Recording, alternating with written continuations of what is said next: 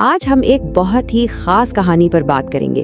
ایک ایسی کہانی جو سکھاتی ہے کہ خود پر یقین کی جو طاقت ہے نا، اس سے بڑے شک کو بھی کیسے ہرایا جا سکتا ہے۔ یہ کہانی ہے ایک چھوٹی سی چڑیا کی پرواز کی۔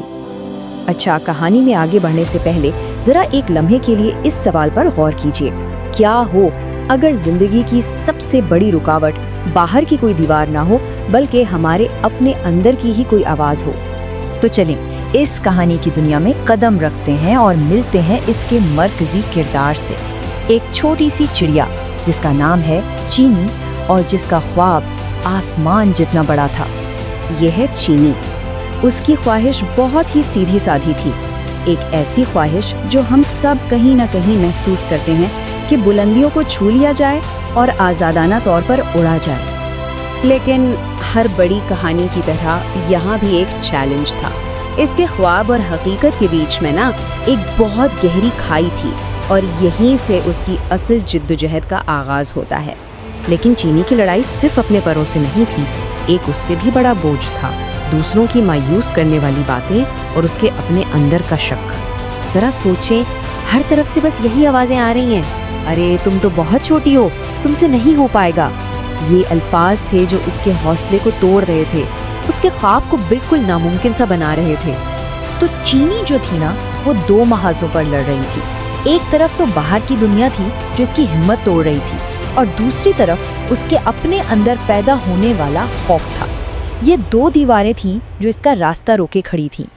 لیکن کہانی کا اصل موڑ تو اب آتا ہے، جب ہر طرف سے نا امیدی گھیر لے تو ایک کردار کو فیصلہ کرنا ہوتا ہے۔ تو چینی نے کیا فیصلہ کیا؟ چینی نے ثابت قدمی کو اپنا سب سے بڑا ہتھیار بنایا۔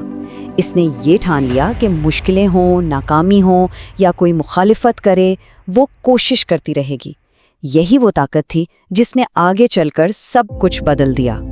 اور یہ بات سمجھنا بہت ضروری ہے، اس کی ہر ناکامی، ہر بار گرنا اس کے لیے ایک سبق تھا۔ یہ کوئی اختتام نہیں تھا، بلکہ اس کے سفر کا ایک لازمی حصہ تھا جو اسے پہلے سے زیادہ مضبوط بنا رہا تھا۔ تو سوال یہ ہے کہ اس نے یہ کیا کیسے؟ دیکھیں، سب سے پہلے تو اس نے مانا کہ ہاں مجھے شک ہے، پھر اس نے باہر کے سارے شور کو ایک طرف رکھ کر اپنے اندر کی آواز پر دھیان دیا، اور پھر بس کوشش اور بار بار کوشش، بنا کسی ناکامی کے ڈر سے۔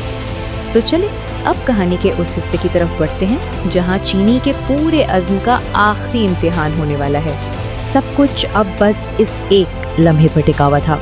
اتنی ساری کوششوں اور ناکامیوں کے بعد چینی نے ایک آخری بھرپور کوشش کرنے کا فیصلہ کر ہی لیا، اور ٹھیک اسی لمحے شک کے ان گہرے بادلوں کے بیچ اسے امید کی ایک کرن نظر آئی، ایک چھوٹی سی چنگاری جس نے اس کے اندر یقین کو پھر سے چلا دیا۔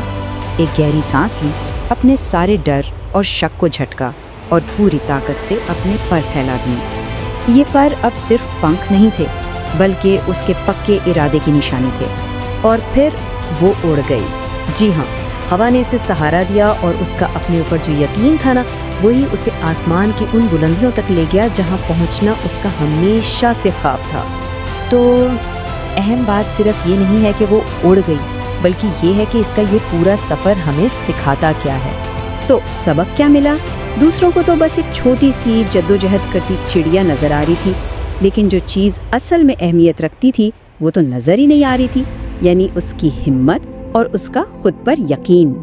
تو آخر میں یہ کہانی ہمیں یاد دلاتی ہے کہ ہماری پہچان ہماری جسمانی صلاحیتوں سے نہیں ہوتی، بلکہ ہماری ہمت سے ہوتی ہے، ہماری ثابت قدمی سے ہوتی ہے، اور سب سے بڑھ کر ہمارا اپنے اوپر یقین ہی ہماری اصل پہچان ہے۔